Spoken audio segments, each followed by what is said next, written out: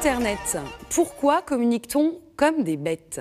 Notre cher Gadamer, philosophe étudiant le monde comme une bête curieuse, cherchait la petite bête, méticuleusement et pour ne pas l'être, lorsqu'il posait cette question d'actualité. L'art du dialogue n'est-il pas en train de disparaître au profit du monologue? Je crois que oui. Monologue qui me paraît moins être le fruit d'individus silencieusement isolés, à voir les cacophonies ambiantes, que d'individus devenus muets alors qu'ils parlent, crient, font du bruit, devenus muets pour d'autres à qui ils ne parlent pas justement.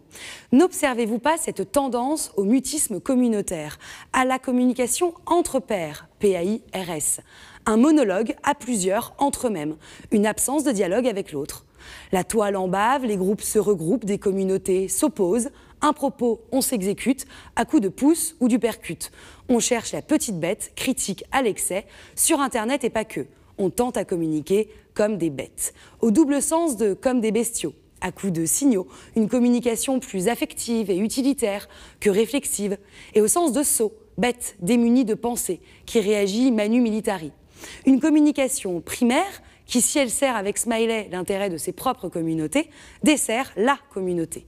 Car servir la grande communauté, c'est choisir le dialogue contre toute politique du silence, écrit Camus. Car il n'y a de riches communautés que de niches communes ôtées du monologue entre eux-mêmes.